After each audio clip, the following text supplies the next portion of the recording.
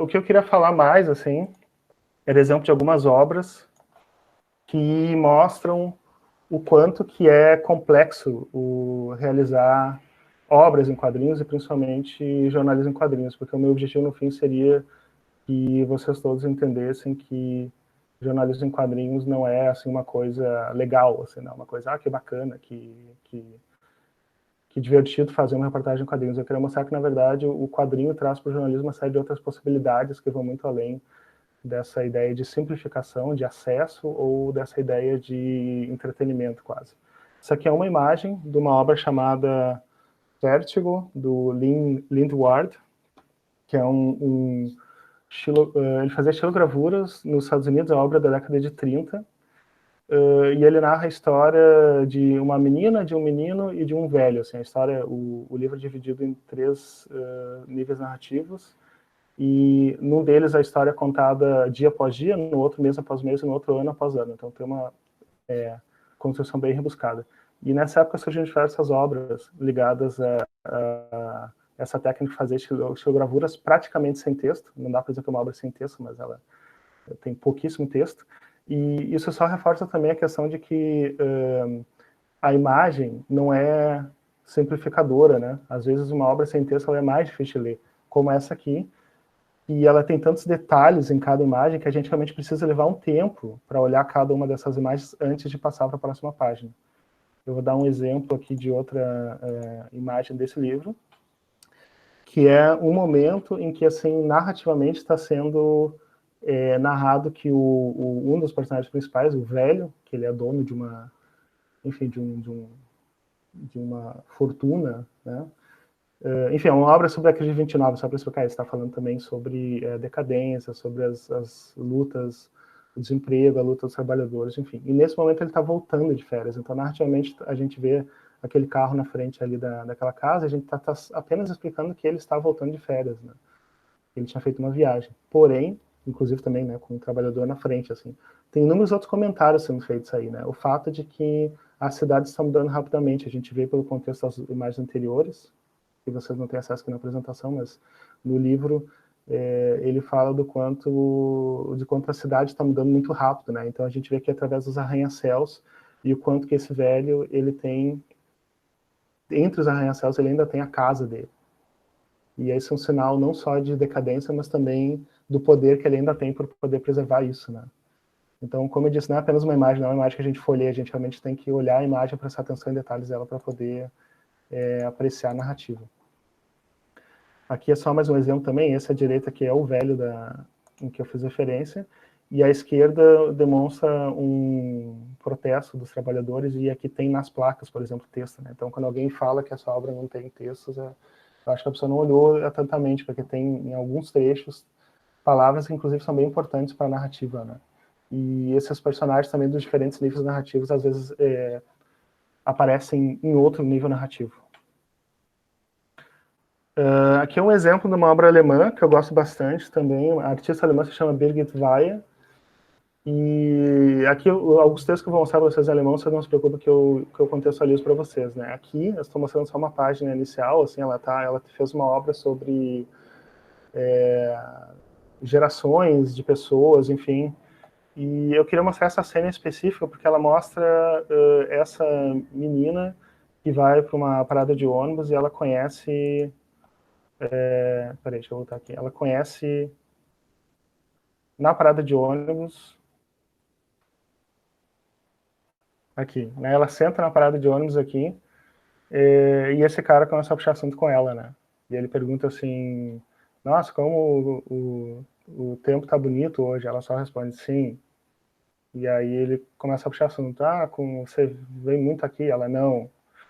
E aí o que a gente vai ver nessa sequência, que eu vou agora mostrar mais de perto, é a mudança da atitude dela, sem haver um texto, né? Você vê que dentro dos balões não há um texto para ser lido, tem apenas traços, porque na verdade o conteúdo do que está sendo falado não é tão importante quanto essa mudança de atitude que é demonstrada pelo tamanho dos balões. Então a gente vê aqui no primeiro que o balão grande dele significa que ele está falando muito e ela praticamente não se interessa, não reage a isso, só que aos poucos ela começa a se interessar e ela começa a falar mais, né? Até que chega um momento em que ela está falando mais, assim. Também tem a questão da postura corporal dela, mas isso é demonstrado principalmente através dos balões, assim. Daí tanto que, se eu voltar na outra imagem, assim, o último quadro, ele diz assim para ela: você teria vontade de aprofundar essa conversa no café? Eu te convido.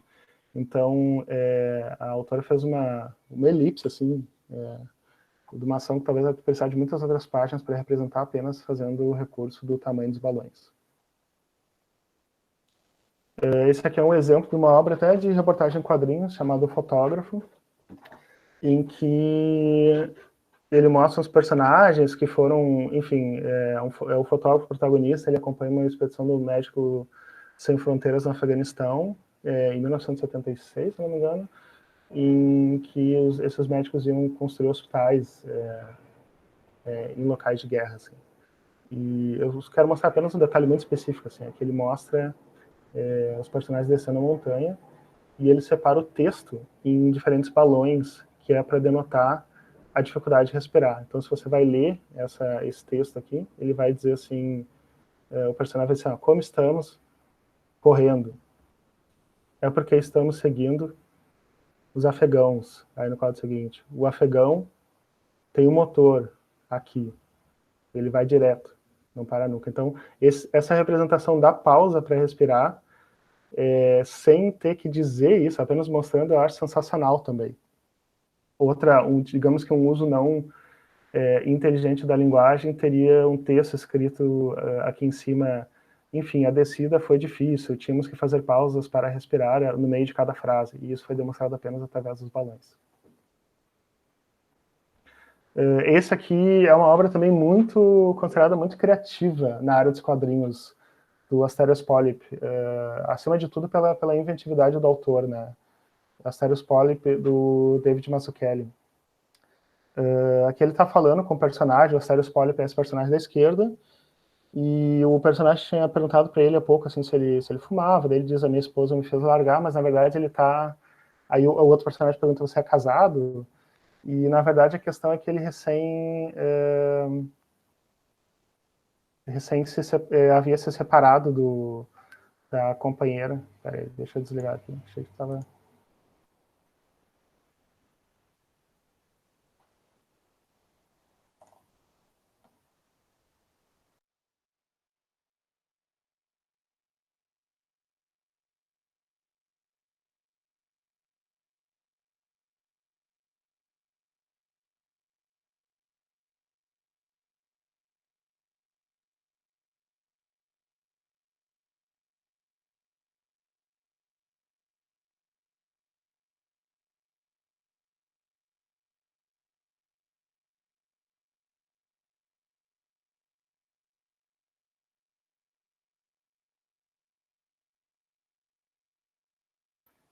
Foi só uma falha técnica, já voltei. Está todo mundo aí ainda?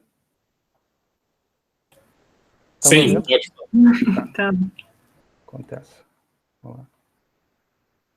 Vamos de novo.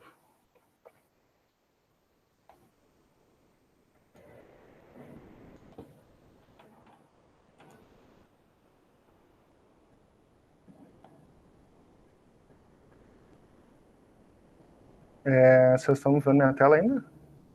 Já estão vendo? Deixa eu ver. Sim. Sim, tá. Tá.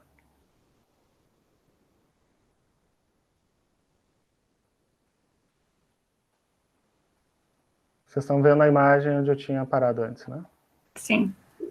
Tá, então é isso, assim, o personagem, quando ele é casado, na verdade ele tá numa crise no relacionamento, ele meio que o relacionamento tinha acabado, e aí meio para denotar isso, na página seguinte, o balão de fala dele não tem o formato de um balão de fala, mas sim de um dado, né, que em 3 respostas são visíveis, né, o sim, não e o Então esse é um exemplo, assim, como a gente pode até usar balões de fala para passar sentido, assim. Depois eu vou mostrar um exemplo mais específico do jornalismo em quadrinhos na segunda parte, né.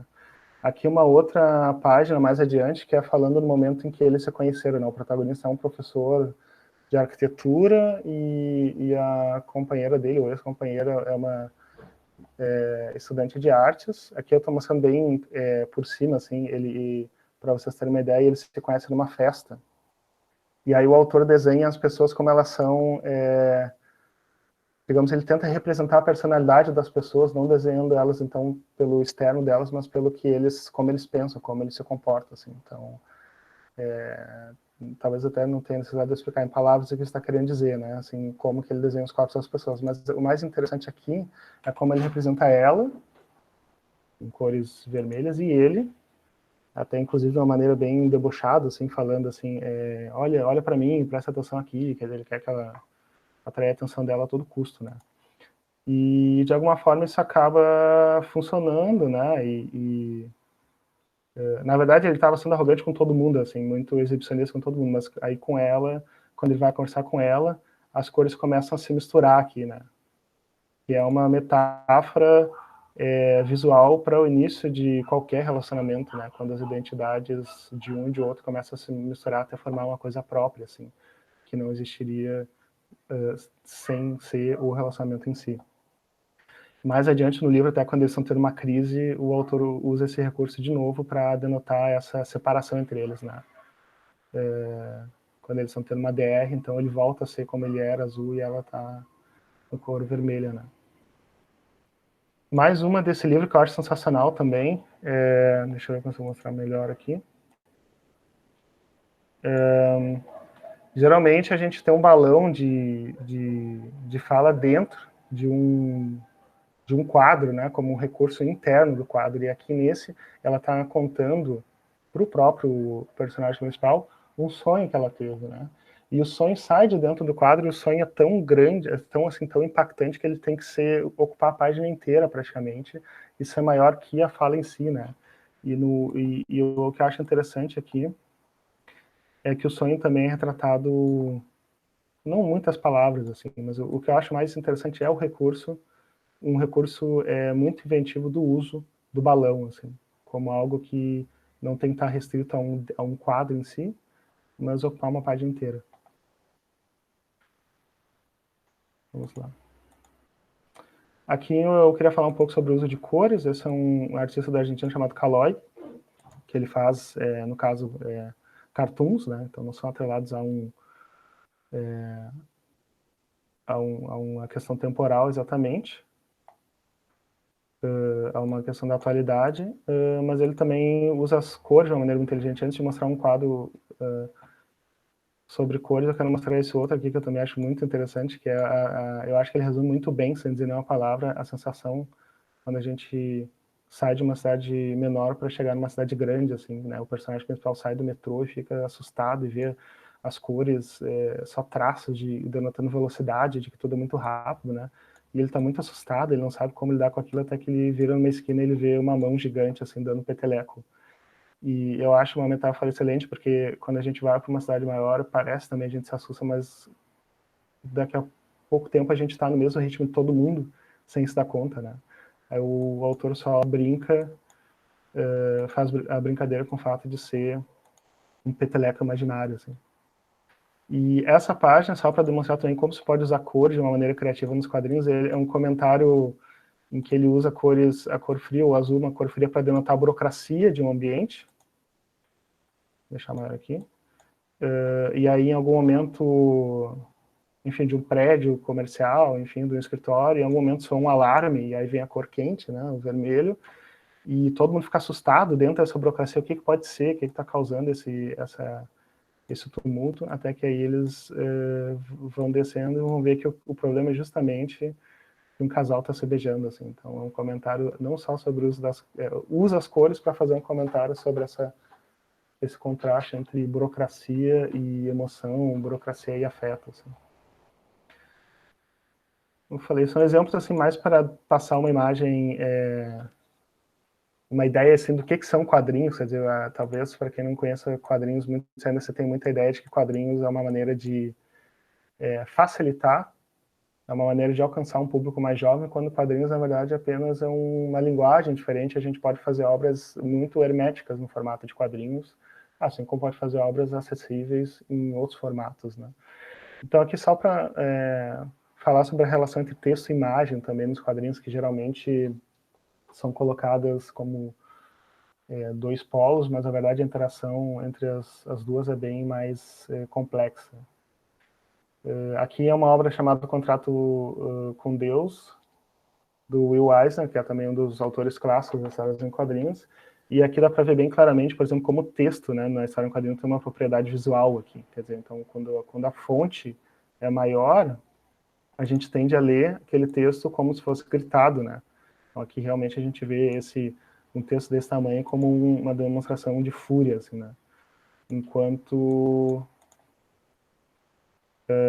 nessa mesma obra tem umas páginas mais adiante em que está chovendo e o texto adquire de fato uma propriedade visual no momento em que as letras, a tinta do texto começa a escorrer também, assim, metaforicamente, né, claro. Então o autor, que também é considerado um dos gênios da linguagem dos quadrinhos, teve essa questão de fazer o texto, usar o texto também como um recurso visual, assim, ao potencializado, não apenas como um vetor do conteúdo textual. Tem mais uma também, que é uma marca do Eisner, que ele também transformou textos em elementos do cenário. Aqui, no caso, o nome da série do personagem Spirit aparece como um elemento qualquer do cenário, né? Então, é uma coisa que é muito da marca dele. Mas também tem outras, que é o fato de que nos quadrinhos em si, a gente tem, ou imagens em geral, né, não só quadrinhos, assim, imagens em geral, assim, o desenho, principalmente, a gente tem uma representação de posturas corporais, expressões faciais que funcionam quase como um alfabeto, assim, a gente não precisa ter um balão de texto aqui para entender que o personagem está deprimido, é só pelo fato de que ele está andando curvado, assim. Tem o fato também contextual de que ele está andando na chuva, enfim, sem guarda-chuva, mas a principal marca, a principal denotação de que ele está deprimido é a postura dele curvada assim para frente. Então é uma coisa que artistas usam com o tempo todo para, principalmente em charts e cartoons que precisam de passar um sentido muito imediato, é a questão do uso da postura corporal e das expressões faciais. O Eisner tinha também um truque de representar personagens, fazer o rosto dos personagens semelhante a alguns animais, de forma que essa pessoa tenha características, tenha associado a ela características que são próprias desse tipo de animal. Aqui, por exemplo, ele desenha o personagem com o rosto, se você for olhar o nariz, assim, é igual ao nariz do cachorro, que o cachorro dele, né? Então, assim, é uma maneira de a gente ter associar um sentido, uma personalidade a esse personagem sem precisar de muitas explicações, assim, né? Isso é meio inconsciente também, a gente vê que a cara de mal dele é muito parecido, do cachorro é muito parecido com o rosto dele, né? Vamos ver o que mais eu tenho aqui. Essa também é um caso bem legal sobre a relação entre texto e imagem. É um livro francês chamado Gosto do Cloro, que saiu aqui no Brasil pela editora Barba Negra. A editora em si não existe mais, mas é uma obra também muito, muito interessante nesse sentido, assim. Eu estou mostrando, assim, eu não estou entrando em detalhes nas obras, porque eu estou querendo só mostrar o recurso da linguagem, né, mas só para vocês entenderem porque eu estou indo um pouco rápido com isso, né. A história é sobre esse menino que está aqui à direita, que começa a fazer aula de natação, onde ele é muito tímido, né, e ele conhece nas aulas de natação essa menina, que é bem mais extrovertida que ele. Eles começam a ter uma relação de amizade, enfim, em que ele certamente aprende muito com ela também, né? E, enfim, é só para mostrar quem são os personagens. Em algum momento, e essa é a página que eu quero mostrar principal aqui, mais pro fim da narrativa, ele para na borda da piscina e pergunta para ela, assim, qual coisa na vida dela ela não abriria a mão jamais, assim.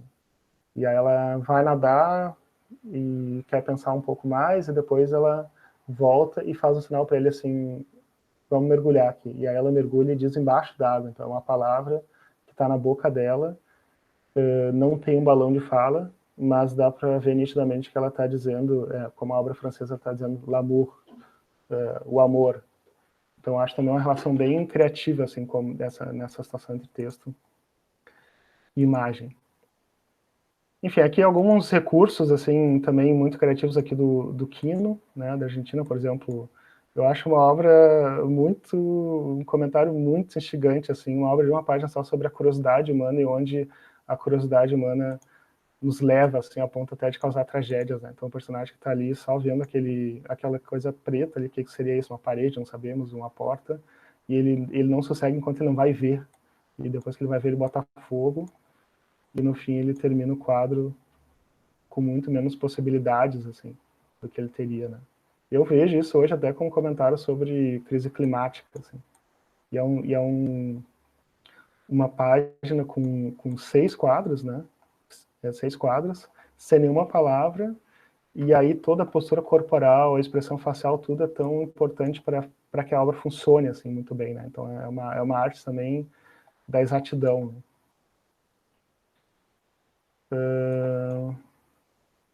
Aqui, o meu penúltimo exemplo é uma tira do João Pinheiro. Ele não assina como João Pinheiro, mas é do João Pinheiro, né? Em que ele desenha os personagens conversando, né? E ele diz aqui, um personagem fala assim: da hora, moleque, só eu e ela, mó silêncio, caminhando e só filmando ao redor, assim, de boa. E aí o outro responde: ih, tá chanadão, hein? Quem diria, xará? Deu um vazio tranquilo aqui dentro, tá ligado? Mó brisa boa. Sensação de alívio, completude. Eu acho, assim, ó, uma obra de arte essa tira, porque não só não mostra os personagens, mostra só o céu, mas também está demonstrando claramente que o personagem está dizendo para o amigo que ele está apaixonado, mas abençoando de uma maneira não querendo se entregar, não querendo se dizer isso de uma maneira direta, assim, né? E isso por mostrar os céus da cidade, quer dizer, personagens que no dia a dia da cidade talvez sejam indiferentes. Eu acho que é uma construção, assim, esteticamente muito bem feita, e poética. Até eu tô dando a minha leitura dessa tira, mas eu acho que eu teria inúmeras possibilidades de ler isso, né? Vamos ver. Então, o último exemplo é de uma obra de um quadrinista alemão chamado Mavil, Mavil, o W tem som de V na Alemanha, que saiu pela Zarabatana, mas podemos continuar amigos. Eu vou só explicar para vocês bem rapidinho antes de chegar na página que eu quero mostrar. A obra é assim, são 4 amigos que estão numa mesa de bar, trocando história entre eles. E o Mavil, que é o segundo da direita para a esquerda, começa a contar a história dele, depois que o amigo diz assim: agora é contigo, agora é você. Aí ele começa a contar, e ele tem que contar histórias, assim. E ele tem 4 capítulos em que ele fala da dificuldade dele, em diferentes momentos da vida, de se relacionar com garotas. Então começa num primeiro capítulo que é quando na catequese ainda, que ele fica apaixonado por uma menina e não consegue nada, assim, a história é só de fracasso, assim, não há nenhuma história em que ele conheceu o amor da vida dele, isso que é engraçado, assim. Aí até que começa a segunda, que aí ele já é pré-adolescente, e ele se apaixona por essa menininha aqui, e ele passa a narrativa toda tentando se aproximar dela. Eu tô passando as partes assim rapidamente porque basta resumir aqui. E em algum momento ele, aconselhado por uma amiga, ele decide levar flores para ela no aniversário, essa amiga dele. E aí ele fica muito nervoso, porque ele é muito tímido. É uma história autobiográfica, assim, no caso, o Mávio, ele é um ex-tímido, eu conheço ele, assim, eu traduzi esse livro também, ele realmente era, assim, hoje ele não é, mas ele conta histórias muito reais e que muita gente se identifica, assim, também, com essa questão de timidez. Ele vai no apartamento dela lá, muito nervoso, toca, assim, a campainha muito angustiado, entrega as flores de uma maneira muito estabanada, e, enfim, a história segue. E aí o que acontece? Em algum momento essa menina percebe que tem que falar com ele, porque ela percebe que ele está envolvido com ela de uma maneira que ela não está. E aí essa que vem a página principal agora, ele vai falar com ela, ele recebe a mensagem de que ela quer falar com ele. E aí essa página, deixa eu mostrar aqui.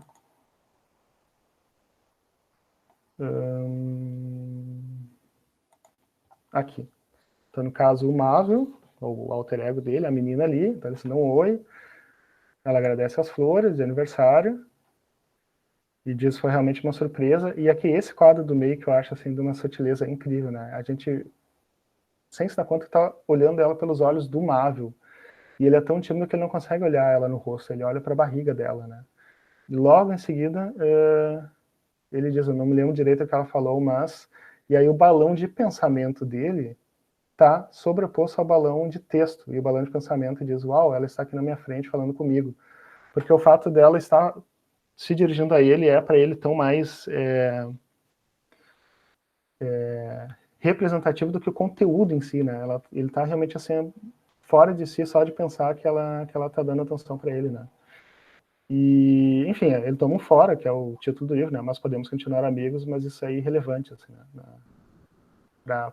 Para engenhosidade dessa história. Eu vou pular mais umas páginas aqui.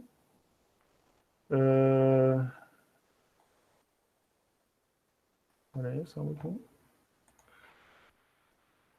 Eles vão fazer já na terceira parte. Só um pouquinho.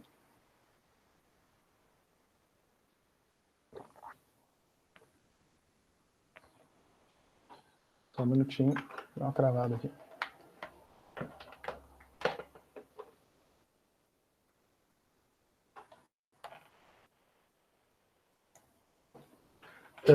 Eles vão fazer vão acampar, enfim, e tem essas recursos visuais, por exemplo, um texto que se repete do narrador e repete a fala do personagem. E o que eu queria mostrar é o seguinte, ele também é a mesma história, ele fica totalmente apaixonado por uma menina no acampamento, e aí vem a cena aqui que eles estão fazendo um piquenique, essa cena que eu queria mostrar, e ele é visto de perspectiva, é visto de cima, assim, né?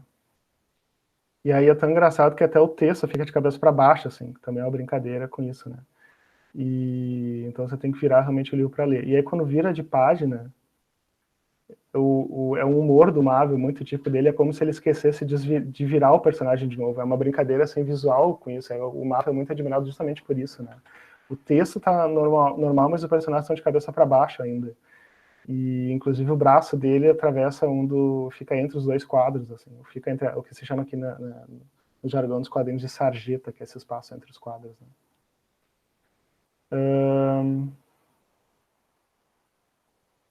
E aí acontece o seguinte, essa menininha, daí ele tá mais descolado, porque ele tá mais velho e tal, mas não muito, não deixou de ser muito boca aberta, né? Então ele vai, tô passando aqui, eles se aproximam um pouco, e aí tem uma situação em que ela vai fazer um telefonema lá, e ele fica ali perto, mesmo que ele não tenha que ligar para ninguém, e aí em algum momento a guria chama ele para entrar na barraca com ele, né? E aí essa cena aqui que eu acho também muito criativa do ponto de vista dos quadrinhos. Ele narra tudo que está acontecendo ali dentro só pelas silhuetas dele, pela sombra, né? Então eles se aproximam e ficam abraçados, porque ela diz que está com frio.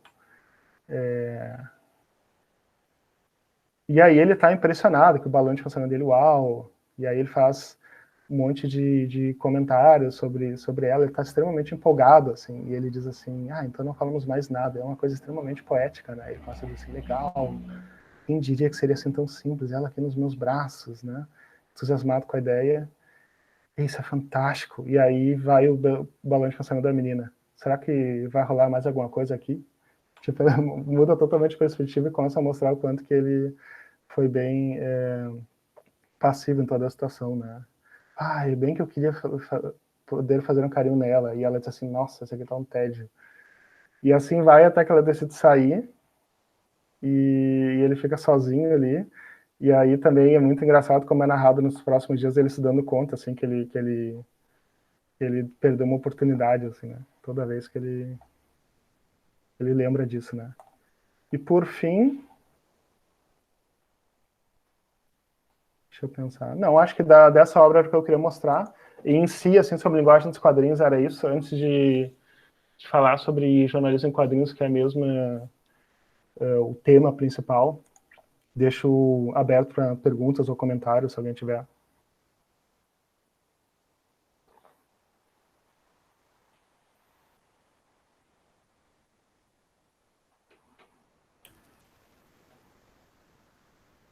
Se alguém quiser fazer pergunta, é só abrir o microfone, gente.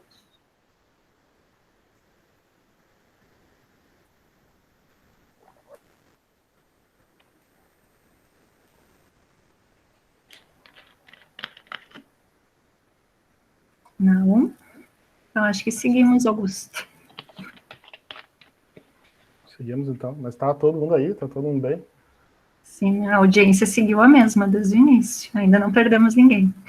Então tá. Então, antes de compartilhar de novo, a minha questão principal toda, como eu disse, assim, era mostrar alguns recursos. Eu geralmente, quando eu apresento essas imagens, é mais para dar uma ideia de quadrinho criativo. O que você pode fazer com quadrinhos, sabe? São infinitos exemplos. Eu peguei alguns bem aleatórios, assim, nem tem uma coerência entre eles. Eu só fui pegando exemplos assim que demonstram um pouco do que dá para fazer, até para desconstruir essa ideia que é sempre associada com jornalismo em quadrinhos, que é que legal, como é bacana fazer jornalismo em quadrinhos, né?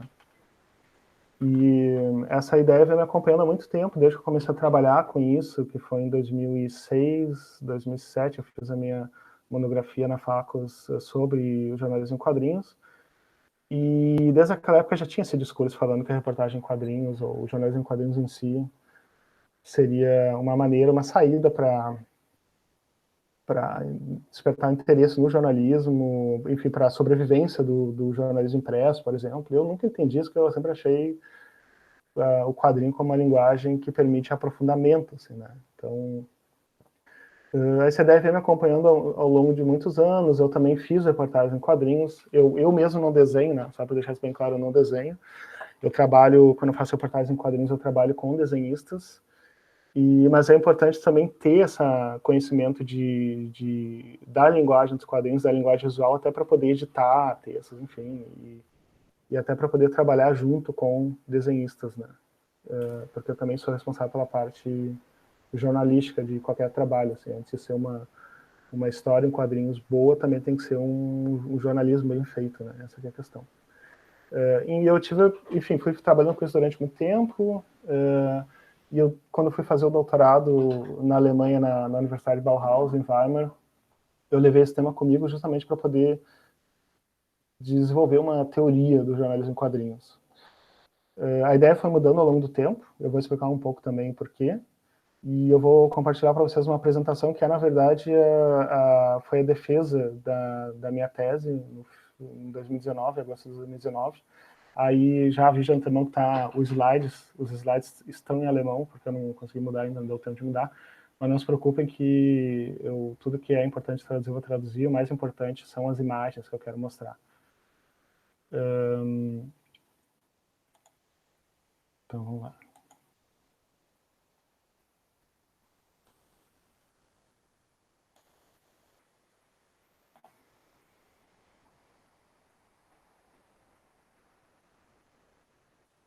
Só um pouquinho.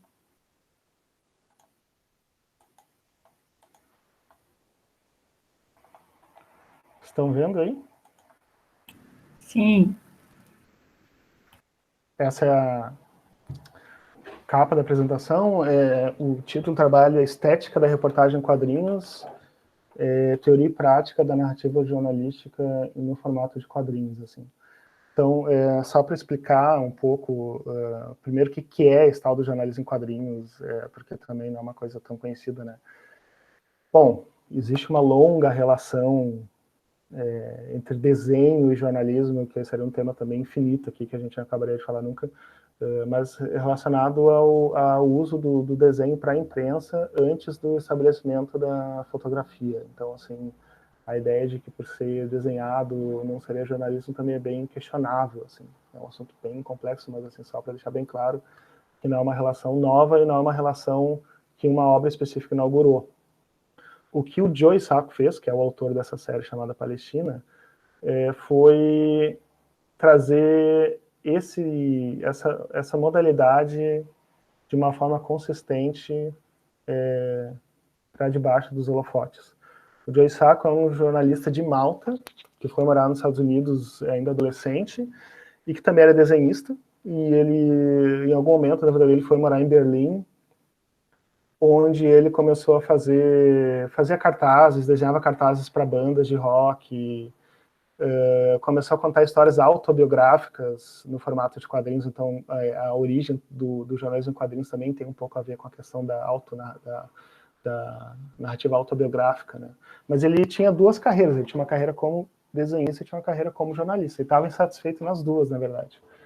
Ele decidiu fazer uma viagem para a Palestina para fazer uma narrativa em quadrinhos sobre essa viagem. Ele não achou que era uma reportagem em quadrinhos, ele queria fazer uma narrativa como se fosse autobiográfica, como as narrativas autobiográficas que ele já vinha fazendo. Só que ao longo dessa estada dele na Palestina, em 91, 92, se não me engano, ele começou a ver que a cabeça dele estava funcionando como quando ele estava fazendo um trabalho jornalístico, não como quando ele fazia um trabalho quadrinístico. Essa não é que eu leio o pensamento dele, ele escreveu isso, né, em vários relatos. Assim. E aí ele começou a narrar essa história das pessoas que ele encontrou lá. Foi publicado originalmente em 9 revistas, em formato do que aqui no Brasil se chama de gibi, e no início dos anos 2000 foi publicado em livro, e no formato livro ganhou inúmeros prêmios, enfim.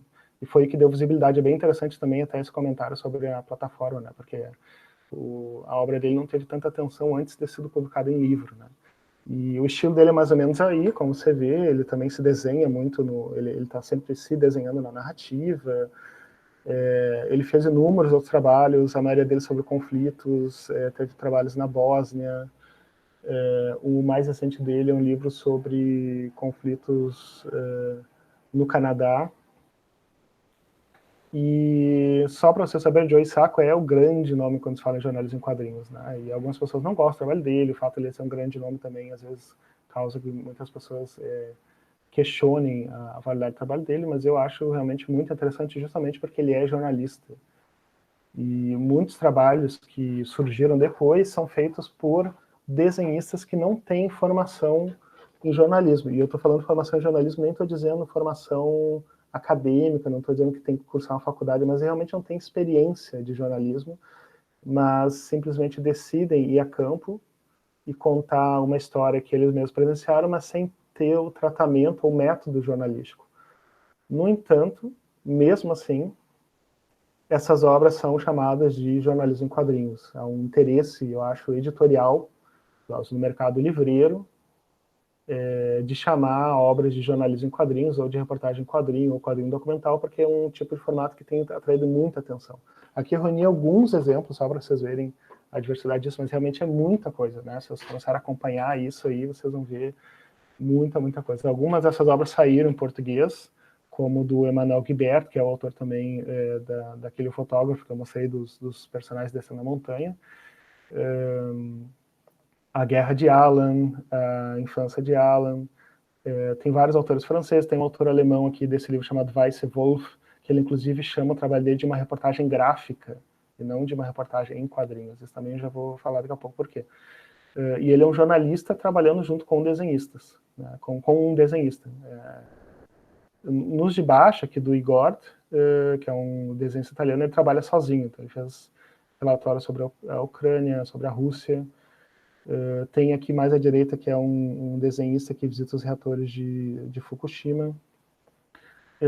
E aqui à esquerda também um desenhista que trabalha com um jornalista visitando Ruanda. Alguns exemplos vão aparecer depois mais especificamente, né? E tem algumas publicações que trabalham com formato. Na França é o local onde está mais amadurecido, porque a França tem uma tradição de quadrinhos, existe um público leitor de quadrinhos muito grande, inclusive um público acostumado a ler quadrinhos enquanto adultos, né, e não apenas como uma leitura transitória na época da infância e adolescência. Tem essa revista à direita aqui lá, a Revue de Signé, que é uma revista que só publica jornalismo ou quadrinho documental, e é uma revista que é trimestral e tem um sucesso comercial muito grande lá. Se vocês começarem a seguir, vocês vão ouvir falar dela bastante. À esquerda é uma revista de reportagens, é uma revista de reportagens em diferentes formatos, texto, fotografia e também quadrinhos, e sempre anunciada na capa, quando tem uma reportagem em quadrinhos aqui. Nesse caso, bem embaixo está escrito assim, reportagem BD, BD é a sigla para bande dessinée, que é história em quadrinhos em francês. Então, só para explicar, assim, bem, para contextualizar, a minha tese tem tem 9 capítulos, incluindo a introdução e a conclusão, né? E que é o que eu apresento aqui, mas na verdade o foco dele, o que eu quero apresentar para vocês, são 3, que são os 3 capítulos relacionados ao jornalismo em quadrinhos em específico. Os outros são capítulos que discutem sobre jornalismo, sobre imagens, sobre história também. Mas eu queria focar nessas 3 questões que eu acho que são fundamentais para vocês que estão ouvindo o tema, talvez, pela primeira vez. Aqui, só para introduzir o problema, o grande problema, em 2017 eu participei de um workshop com jornalismo em quadrinhos em Hamburgo, que reuniu 12 jornalistas e 12 desenhistas. Eu fui um dos jornalistas participantes. A maioria não tinha experiência, né? É raro também ter isso, experiência em jornalismo em quadrinhos. Mas a ideia dos organizadores era justamente fazer um laboratório, quer dizer, ver como funcionava, assim, né? E eu juntei aqui alguns depoimentos dos participantes que foram postados nas redes sociais, assim. Um deles, que trabalhou comigo, um desenhista, Mário van Soest, ele escreveu assim, por que a gente precisa de jornalismo em quadrinhos? Porque é mais divertido ler um bom quadrinho do que um artigo seco, né? Um artigo em si. Aí está implícito essa ideia do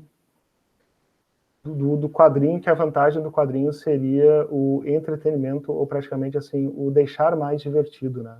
Não estou nem fazendo uma crítica ao Marley em si, eu estou fazendo apenas para mim, deu a base para mostrar o que é os pensamentos que circulam sobre jornalismo em quadrinhos.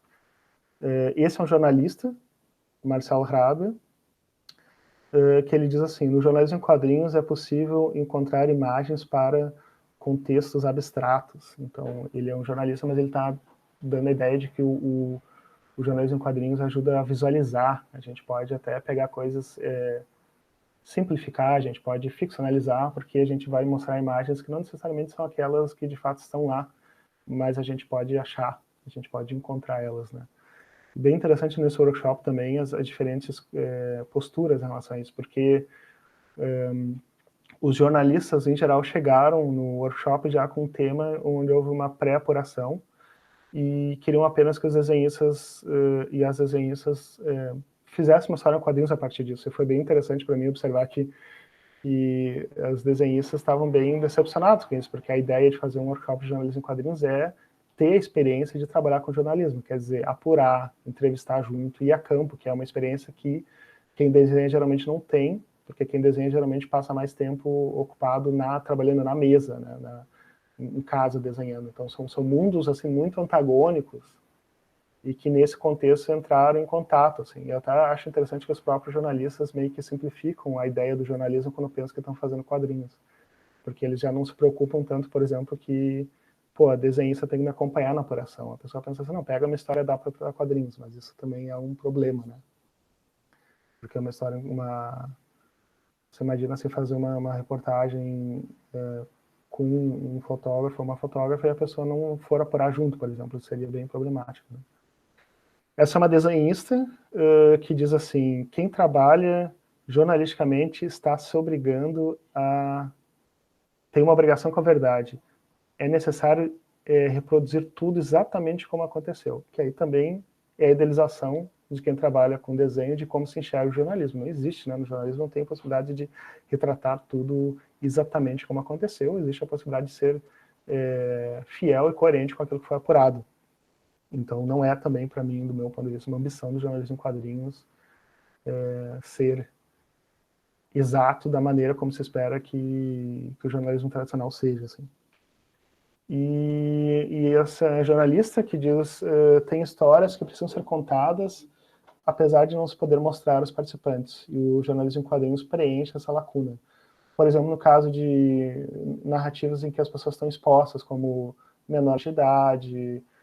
E ela tem razão, eu acho que realmente tem uma potencialidade nos quadrinhos nesse sentido de proteger, assim, de proteger a imagem das pessoas, mas não é o único caso que a linguagem dos quadrinhos pode ser útil para o jornalismo.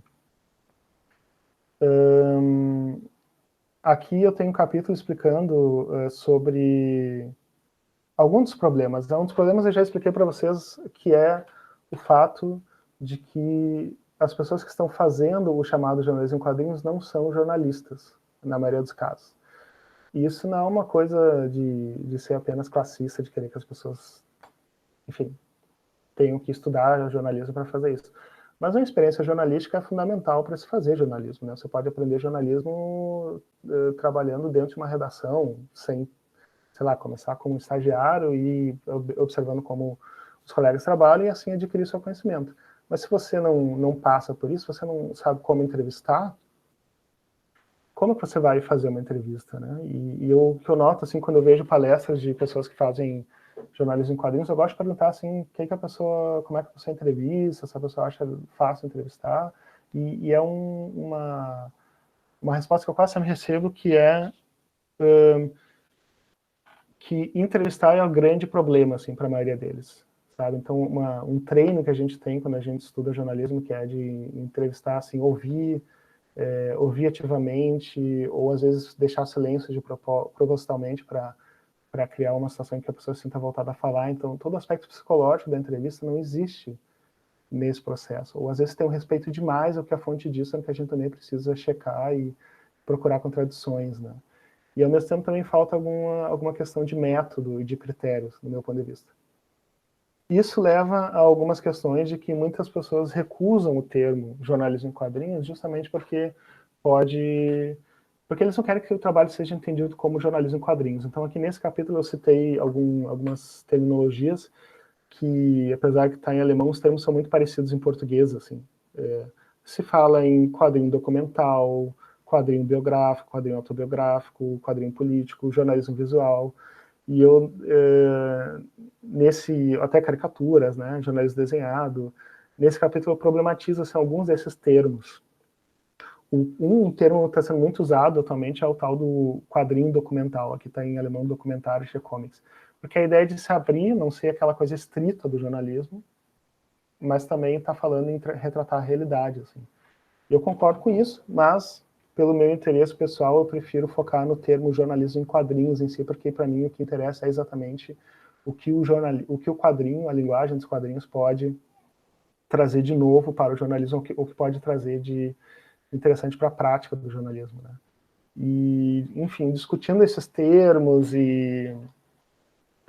eu cheguei à conclusão também de que quando a gente fala sobre jornalismo em quadrinhos, é uma coisa extremamente vaga e ampla, e que a gente deveria também entender que o jornalismo em quadrinhos é uma área do jornalismo, e que esse termo jornalismo em quadrinhos deveria descrever apenas o uso da linguagem dos quadrinhos para fins jornalísticos, assim como a gente tem o radiojornalismo, telejornalismo, webjornalismo, que são o uso do rádio, da TV, da web para o caso do jornalismo, né? Então, cheguei à conclusão também tem outros autores falando isso atualmente, acho até bem interessante essa coincidência parece que um pensamento está confluindo, assim, de que o jornalismo em quadrinhos pode ser fragmentado em diferentes gêneros jornalísticos. E esses gêneros jornalísticos podem seguir também essas regras do jornalismo em si. Por exemplo, nós temos aqui no Rio Grande do Sul o Pablito Aguiar, que faz entrevistas em quadrinhos. Então você não vai comparar uma entrevista em quadrinhos com uma reportagem em quadrinhos. Ambas são jornalismo em quadrinhos, mas você não vai dizer, por exemplo, que jornalismo e reportagem são sinônimos, ou jornalismo e entrevista são sinônimos. Então a coisa começa a ficar muito mais interessante quando a gente começa a estudar o gênero jornalístico e como a linguagem dos quadrinhos vai ser utilizada dentro das características mais conhecidas desse gênero jornalístico. Inclusive, para quem pratica, é muito mais fácil se você saber assim, bom, agora eu vou fazer uma notícia em quadrinhos, agora eu vou fazer uma reportagem, um ensaio.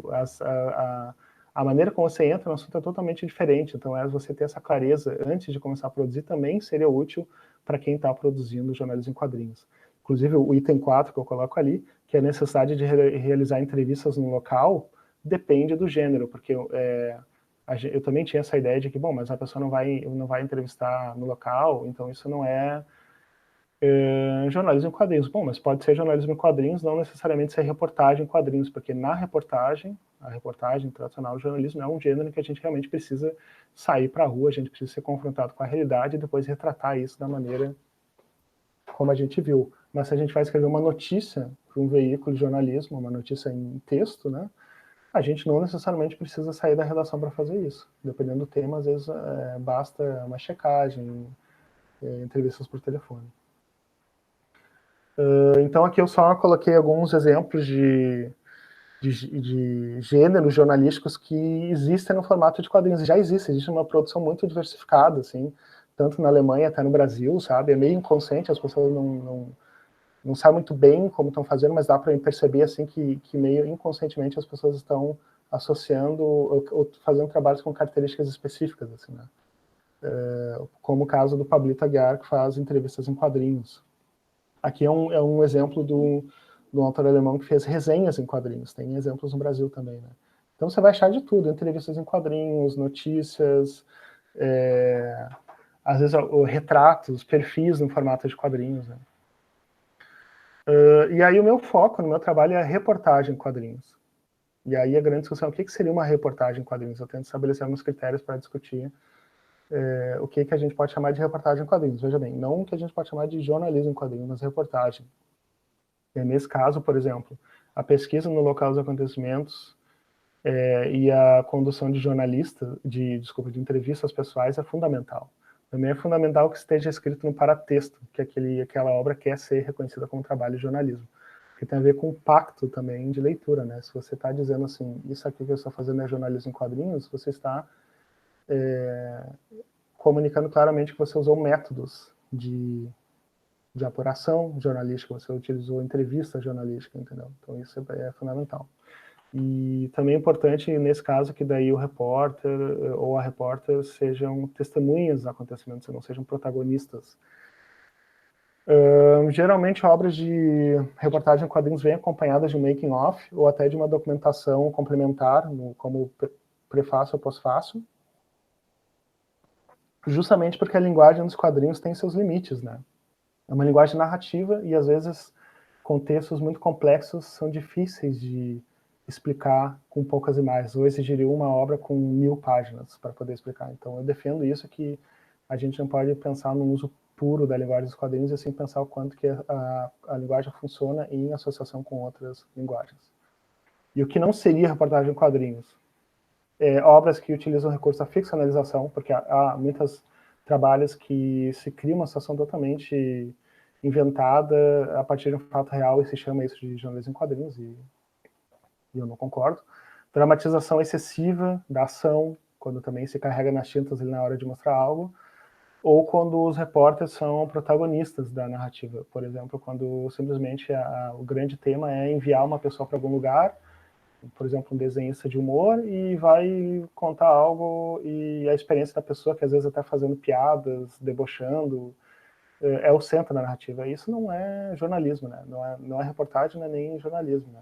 Tem a ver com uma ideia de a pessoa filtrar o que está sendo visto, que a sensibilidade seja a serviço do jornalismo e não o contrário. Aí tem toda uma definição sobre reportagem em quadrinhos, que é, na verdade, que eu já falei para vocês, assim, sobre esses critérios que eu estabeleci. O outro capítulo é sobre o uso do bloco de desenhos como uma ferramenta jornalística. E nesse capítulo eu comparo, assim, também coletando experiências de desenhistas, né, sobre como o uso do bloco de desenho pode influenciar a prática do jornalismo, principalmente em comparação com outras ferramentas, como o bloco de anotações, o gravador, a máquina fotográfica, a câmera. Tem inúmeros aspectos aí. Eu faço muita referência também ao trabalho do Gay Talese, que defende que quando a gente faz trabalho de reportagem não deve usar nem o bloquinho, porque a gente precisa focar nossa atenção nos acontecimentos. É um assunto também bem complexo, mas que eu realmente entendo o que ele quer dizer com isso.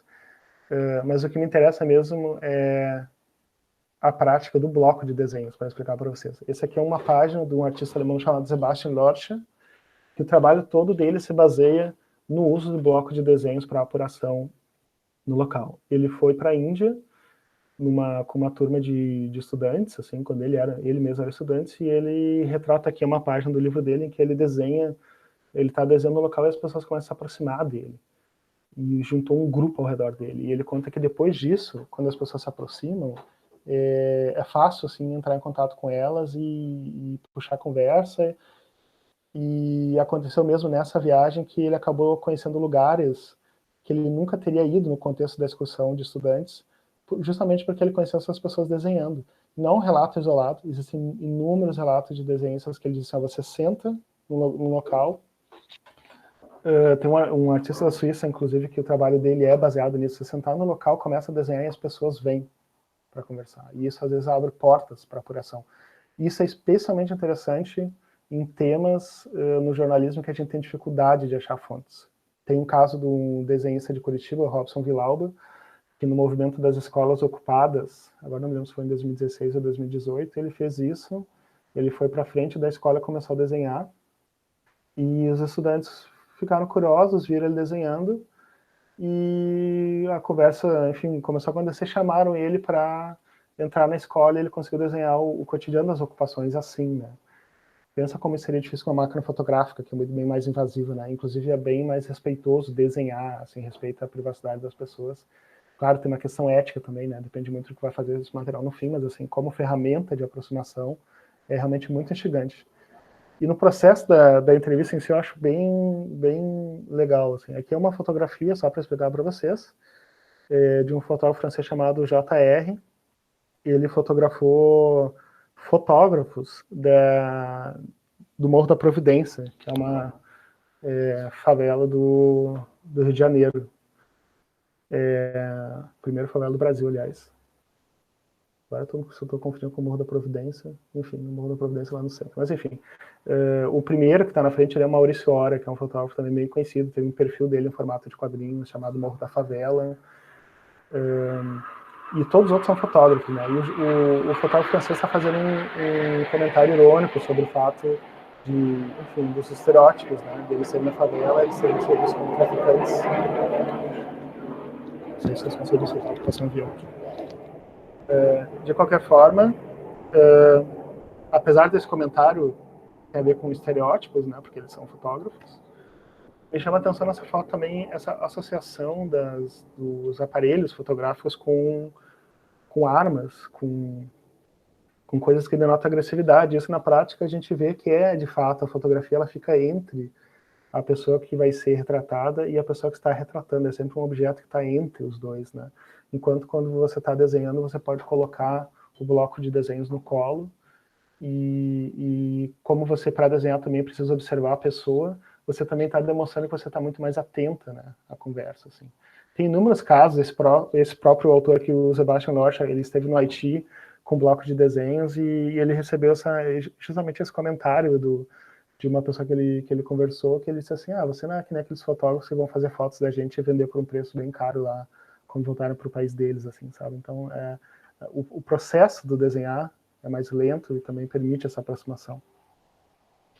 Tem outras questões sobre isso, mas eu vou até casos em que desenhar não é a melhor ferramenta, mas só para explicar para vocês como que é relevante isso, né? E eu chego à conclusão que tem 3 casos específicos em que fotografar, em que desenhar tem vantagem em relação à fotografia, e eu deixando bem claro que eu não estou em nenhum momento defendendo que a gente tem que desenhar e não fotografar, mas trata-se exatamente de entender em que contexto desenhar pode ser uma vantagem. Por exemplo, quando fotografar não é permitido. Um dos primeiros desenhos que eu mostrei lá, um dos primeiros livros, que é uma obra em Fukushima, o reator da usina nuclear. Não tem como fotografar lá dentro.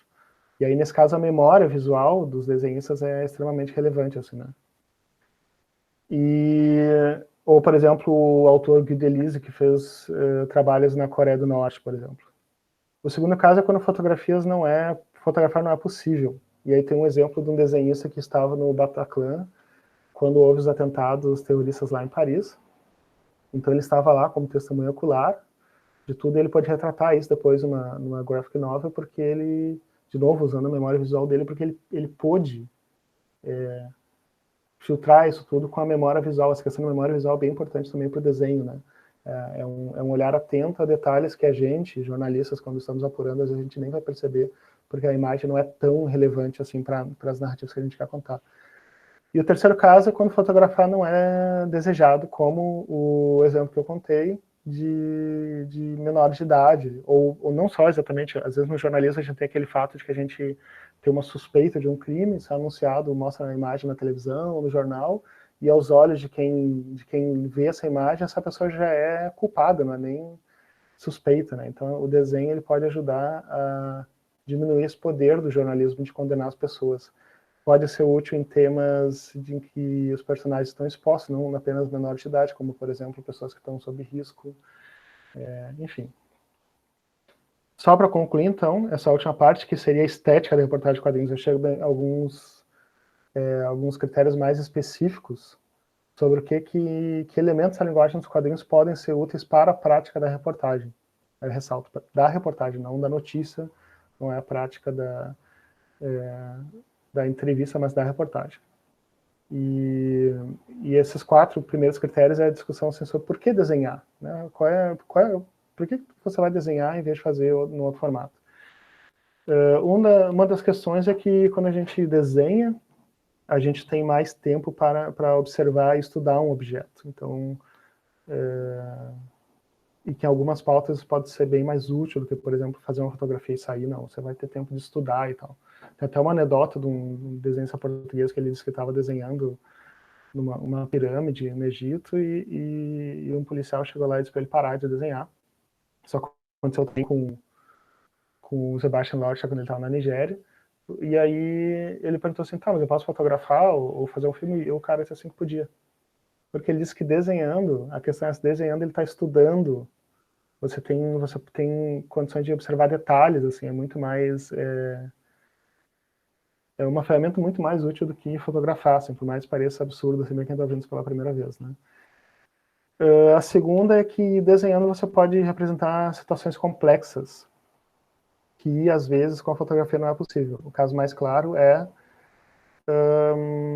a cobertura de protestos, né? Quando você vai fazer uma foto, dependendo do momento que você vai fazer, você vai demonstrar a polícia como o manifestante, como agressor ou como agredido, assim. Então, quando você pode, num desenho, resumir uma série de acontecimentos, você, de alguma forma, está sendo muito mais fidedigno à realidade apurada do que uma fotografia isolada, assim. Terceiro item é uma questão também de você poder passar um senso de lugar que não é possível, às vezes, com fotografias, mas também não é tão relevante agora. E depois eu faço alguns pensamentos sobre estilo de desenho, estilo de narrativa, porque quando a gente fala sobre jornalismo em quadrinhos, sempre tem uma imagem meio genérica do que seria o desenho, mas o tipo de desenho vai influenciar também na pauta, vai influenciar também em... ou o contrário, quando você tem uma pauta, você vai ter que pensar que tipo de desenho vai ajudar para aquilo que você vai contar, né? Depois eu posso mostrar alguns exemplos bem claros. E outra questão também é por que quadrinhos, né? Antes eu falei por que desenho, agora uma coisa mais específica. Por que quadrinhos e por que não outro formato? Então, eu vou mostrar aqui mais por exemplos, né? Esses 6 itens que eu estabeleci por exemplos. Aqui é uma reportagem de uma desenhista chamada Sarah Glidden, que ela foi para a Síria e retratou os refugiados do Iraque na Síria. Faz uns 6 anos, 7 anos, se não me engano. E aqui ela é a personagem da esquerda. E ela está conversando com uma entrevistada com a ajuda de uma tradutora, né? E aí vocês vão ver o recurso que eu tinha mencionado antes, do balão sobreposto, né? Então a fala da entrevistada, ela é sobreposta pela fala da tradutora, porque na verdade que a entrevistada, que a jornalista recebe é a tradução e não o original. Em algum momento acontece alguma coisa que a entrevistada diz alguma coisa que eu não consigo ler, porque está em árabe, e a tradutora começa a falar diretamente em árabe com ela. E a gente consegue acompanhar na situação também o rosto da repórter também, que fica perdida na situação. Isso eu acho não apenas interessante como anedota da cena, mas é porque a gente também recebe muitos filtros. Quando a gente vê reportagens internacionais, é sempre filtrada pela tradução.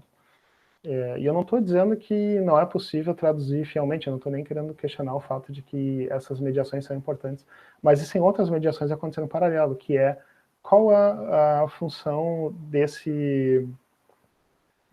dessa tradutora no contexto da narrativa, que posição ela tem, o quanto que ela talvez deixa, quanto ela filtra acontecimentos em função de que ela tem uma ligação concreta com o tema, já que ela mora lá.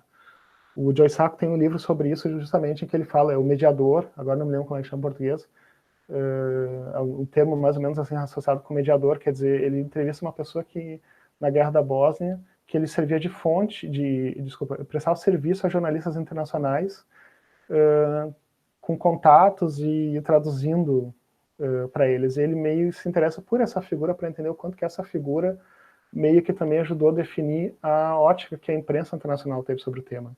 E não era uma figura neutra na história, entende? Então, eu acho que um recurso gráfico que, sem precisar acarretar em mais texto ou mais espaço, demonstra esse processo de mediação. Aqui é uma página de um desenho francês chamado Mathieu Sapin, que faz um perfil em quadrinhos com o ator... esqueci o nome dele, o primeiro nome, o Depardieu, Gerard Depardieu. E aqui eu me interessei pelo uso das setas, que é uma coisa tão banal nos quadrinhos, mas achei um ótimo recurso, né? Ele mostra a sala de estar do Depardieu para mostrar que ele é uma pessoa que vive num ambiente luxuoso, assim, mas tem coisas na imagem que não tem como perceber se não tem a setinha do texto aqui. Tá bem pequeno para vocês verem, mas para mim também, mas assim, por exemplo, bem à esquerda tem a bandeira de Cuba, aqui está escrito no texto que foi um presente do Fidel Castro. Ou, por exemplo, que obra é essa que está aqui, que estátua é essa? Então, assim, tipo, como que a seta, o recurso da seta, com um acréscimo mínimo de informação, complementa uma imagem que também passa um impacto sobre o estilo de vida dele, né? Pergunta, Augusto, nessa anterior ali, toda a reportagem é isso aqui, ou tem mais? Vamos perguntar, não, é só uma página, né? Peguei só uma página dupla, assim. Na verdade, é um livro enfim, com inúmeras páginas, aí essa eu só achei legal por causa desse recurso, assim, né?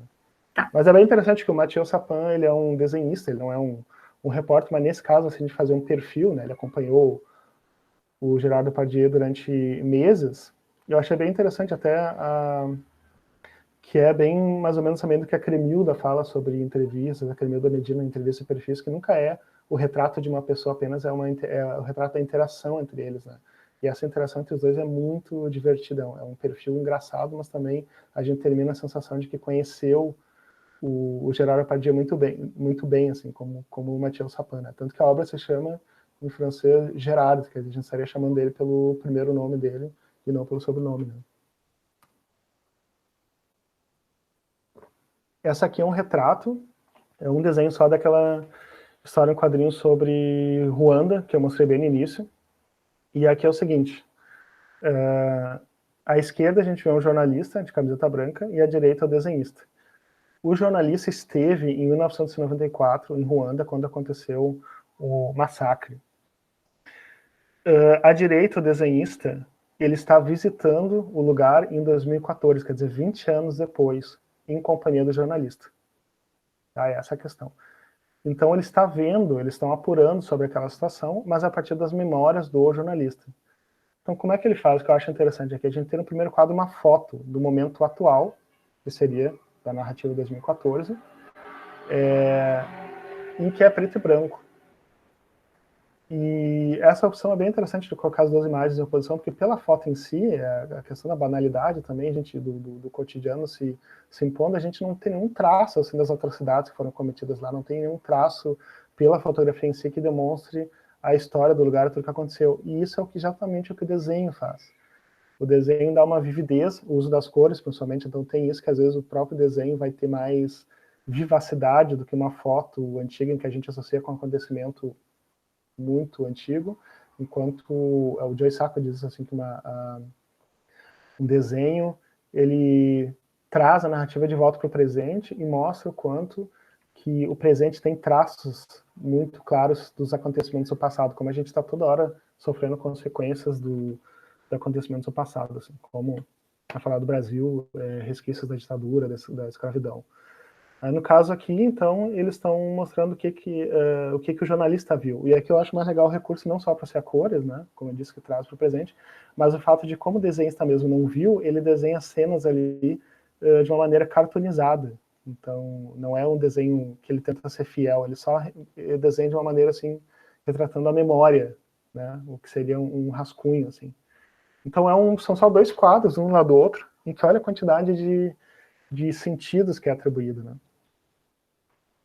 Então é isso, assim, até se, dependendo, conforme as perguntas, eu posso até mostrar mais exemplos sobre a questão da estética também, né, de recursos da estética, o estilo de desenho, quanto que isso é relevante ou não, mas eu acho que como uma visão geral, acho que tá bem.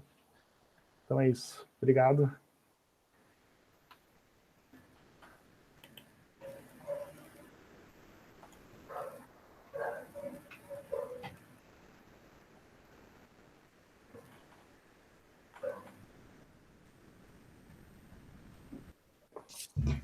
Perguntas?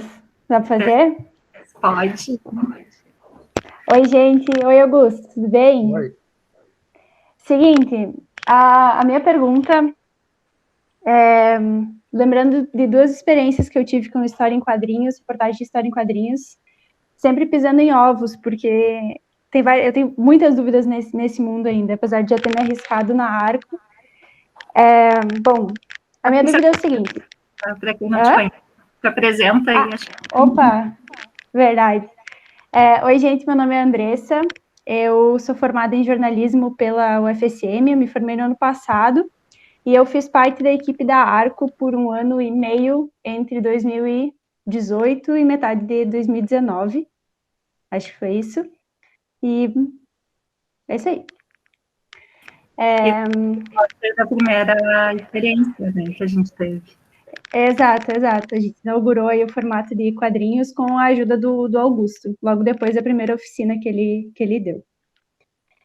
E eu lembro que nessa experiência o Augusto falava muito, e hoje ele falou mais uma vez na oficina, dessa coisa de estar no local, de testemunhar o que está acontecendo para poder fazer a reportagem e desenhar.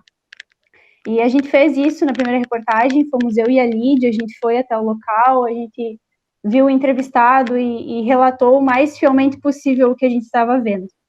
E essa segunda experiência que eu tive com História em Quadrinhos agora, que foi durante o trainee da Folha, não teve isso. E talvez nem possa ser chamada de reportagem, e aí eu peço que o Augusto comente sobre isso. A gente tinha uma pauta, que era a situação das trabalhadoras domésticas durante a pandemia. Nós tínhamos personagens que não queriam aparecer, né, não queriam ter nem o nome, nem a figura associadas a elas. E nós tínhamos um interesse muito grande em usar o trabalho de 2 ilustradores que falam sobre questões sociais, que é o Leandro e a Priscila, que são conhecidos no Instagram. Então nós tínhamos tudo isso e aí que a gente decidiu fazer quadrinhos. Só que era uma reportagem pandêmica, né? A gente não tinha como estar nos lugares. As nossas entrevistadas eram de São Paulo. E, no fim das contas, o que a gente desenhou foi o que elas nos relataram. Então, assim, foi uma entrevista bastante carregada de perguntas sobre características e roupa e lugares e tudo mais para que a gente conseguisse desenhar. E aí é que está a minha pergunta. Pode ser feito dessa forma? Até onde vai o limite do jornalista estar no local ou não estar no local? Deixa de ser reportagem se o jornalista não está presenciando? Como é que é isso?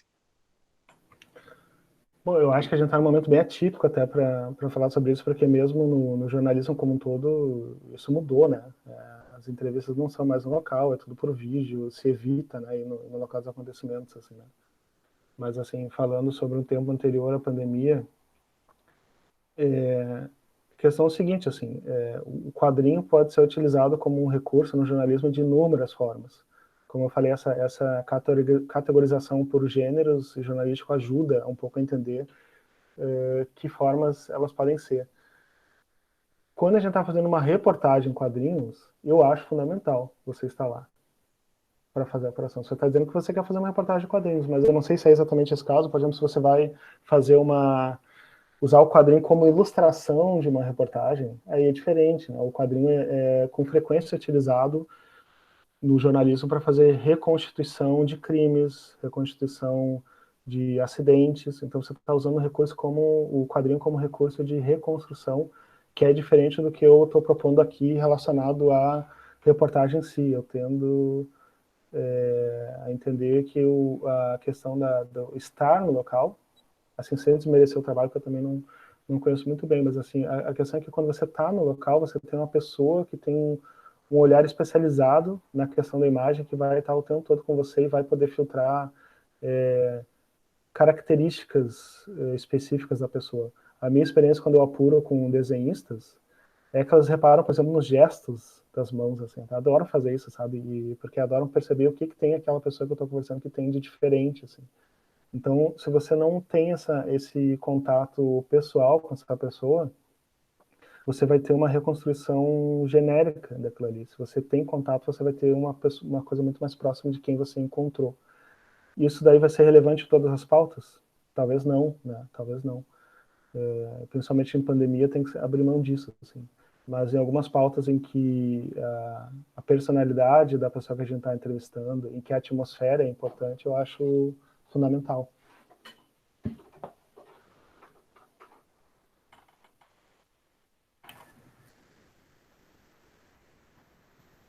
Eu vou aproveitar, né, já que o pessoal não está muito ativo nas perguntas.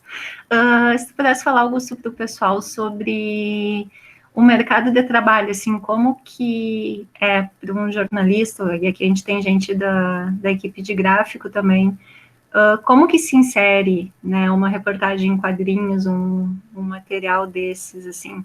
A Andressa agora contou de uma experiência no veículo da grande imprensa, né, brasileira, mas eu sei que tu tem muito contato, né, com o pessoal aqui no país, se tu pudesse dar um panorama para a gente.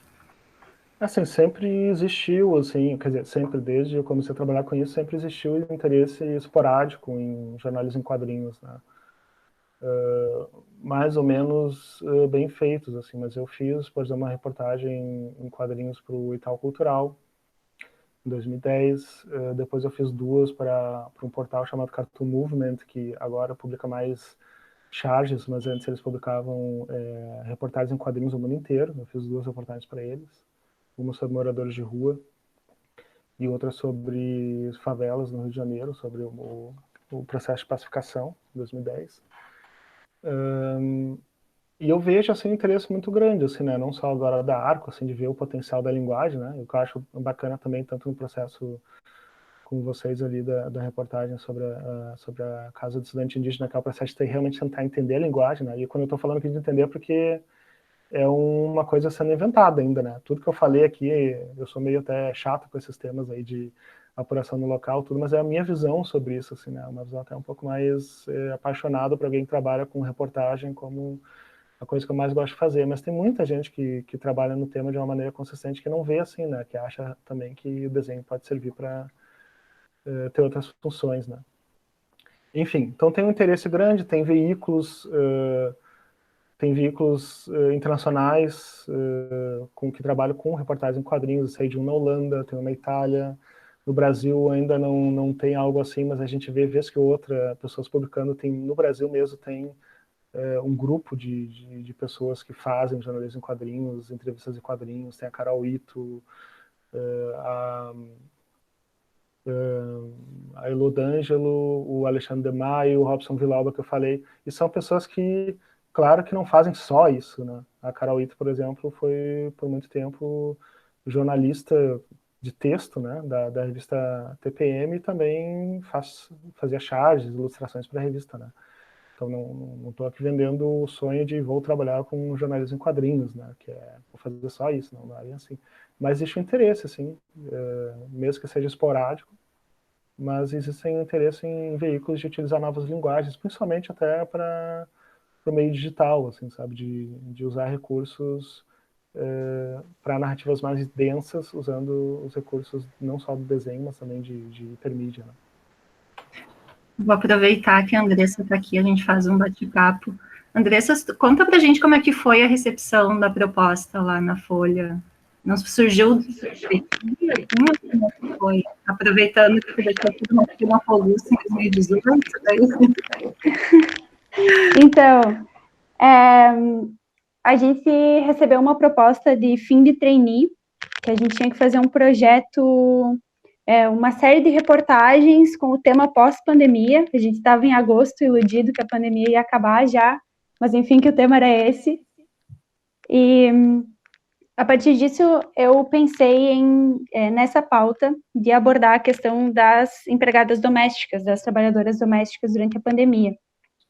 Então, a pauta era encontrar duas personagens, uma com carteira assinada, outra sem, uma que teve que seguir trabalhando e outra que perdeu todos os empregos, todos os trabalhos na pandemia. Então, essa era a pauta que a gente tinha pensado, essa era a história.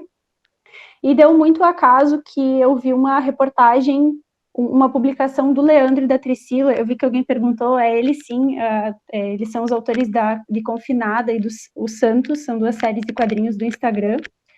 Eu tinha visto uma reportagem deles para Piauí, e aí foi que surgiu a ideia de fazer uma reportagem para a Folha, então, usando essa pauta que eu tinha pensado. E aí eles super toparam, é óbvio que a gente pagou pelo trabalho deles, né, a Folha pagou, mas foi nessa ideia, assim, e a Folha super aceitou, eles até já tinham feito alguns trabalhos, tem uma história em quadrinhos muito grande que eles fizeram sobre o mensalão, bem antigo, assim, mas eles já tinham se aventurado nesse formato, mas fazia tempo que não era feito nada. Até E do foi Jay isso. Sacco, né? Desculpa interromper, mas o Jay Sacco publicou em 2006, se não me engano, uma reportagem sobre o treinamento de soldados estadunidenses no Iraque, assim, tipo, a Folha de São Paulo também já conhece, né? Que legal, não sabia dessa. Mas, enfim, tipo, eles super toparam, e aí aconteceu. Aí a gente fez, ela é bem curtinha, na verdade, ela ficou curta, mas é bem trabalhoso de se fazer, né? Que foi o que o Augusto comentou, é extremamente trabalhoso de fazer. Mas é isso. Não, até é interessante, porque o Pablito Aguiar, que assim, eu menciono porque eu sou muito fã do trabalho dele, né, com a questão das entrevistas em quadrinhos. Ele fez primeiro um livro sobre entrevistas em Alvorada, que é a cidade onde ele mora, aqui no perto de Porto Alegre, e depois ele começou a fazer agora perfil sobre Porto Alegre para a revista Parênteses. E, inclusive, uma das histórias dele foi parar no Fantástico, sobre pessoas que se conheceram, um grupo de jovens e um senhor que se conheceram durante a pandemia, morando cada um num prédio, cada um num lado na rua, assim. E ele teve que se adaptar às necessidades, assim, né? Tipo, o Pablito Aguiar, o maior fã da Eliane Brum, o maior fã dessa ideia de enfiar o pé na lama e ir pra rua, mas ele agora começou a fazer as entrevistas por videoconferência, assim, né? Então isso é uma coisa. E a outra questão, assim, quando eu mencionei ali dos critérios, né, eu não cheguei a aprofundar ali, mas eu estabeleci alguns critérios para dizer o que seria uma reportagem em quadrinhos. E essa questão do paratexto para mim é fundamental, porque quando você diz, e se você está chamando aquilo de reportagem, você está explicitamente, então, dizendo como isso deve ser recebido. Então, o meu problema não é que tenha que ser jornalismo, o meu problema apenas é que seja nomeado corretamente, sabe? Uma história em quadrinhos sobre empregadas domésticas pode ser muito relevante, assim, uma obra de ficção sobre o tema, como é a série que ele faz, né? Quer dizer, uma obra de ficção, mas ele retrata o universo das empregadas domésticas, essas contradições sociais, de uma maneira talvez muito mais aprofundada do que seria uma obra de não ficção, entendeu? É mais a questão de como nomear, assim, a minha preocupação é mais com isso sempre, assim. Porque tem muitas obras de jornalismo em quadrinhos, assim, chamadas de jornalismo em quadrinhos, que não são boas enquanto quadrinho, por causa dessa necessidade, às vezes, de transmitir todas as informações pelo texto, sabe? Então, bem, eu não teria que analisar mais o caso, assim, mas não é tanta questão de que tudo tem que ser uma reportagem em quadrinhos, né? Nada a ver com isso. Eu sou sempre a favor do bom jornalismo e das boas histórias em quadrinhos, e se der certo, boas obras de jornalismo em quadrinhos. Esse foi até um desafio, Augusto, para eles dois, porque a Priscila é quem roteiriza, quem cria as histórias e roteiriza, e o Leandro é quem desenha. Então, as histórias que eles criam no Instagram são baseadas em fatos reais, em acontecimentos reais, mas elas são ficcionais, elas não necessariamente aconteceram, né? E esse foi bastante o desafio de passar isso por uma reportagem, de virar a chave de que o que eles teriam que desenhar dessa vez era uma história real, uma história apurada, com informações que tinha que seguir uma veracidade, né, dos fatos e das entrevistadas, né? E, inclusive, a história teve que ser mais para o final, a gente teve que fazer alguns ajustes até de desenho, que é um super trabalho também para eles, porque teve mudança na história. E aí, essa é outra coisa que eles não encaram no dia a dia ficcional deles, né, no trabalho deles. Eu comecei falando ali na segunda parte, né, que é daquela oficina lá em Hamburgo, ali foi um laboratório desses conflitos, né, entre jornalistas e desenhistas. No final, até entre muitas duplas, assim, tinha um clima de muita frustração, assim, né, relacionado a que se esperava o trabalho um do outro, né, pessoas que queriam aprender com jornalismo, ou jornalistas que esperavam uma coisa talvez mais, um certo estilo de desenho, e não foi como esperavam, porque é muito difícil, é muito difícil. Isso eu falo também na minha tese, a gente tem formações profissionais muito distintas. Não é nem colocar em qual que seria melhor ou não, mas eu digo, para a função que a gente está fazendo, é muito diferente. Quando eu vou a campo com um fotógrafo ou com uma fotógrafa, não precisa explicar nada. Cada um sabe o que está fazendo, qual é a sua função, porque você já está acostumado a trabalhar com a imprensa.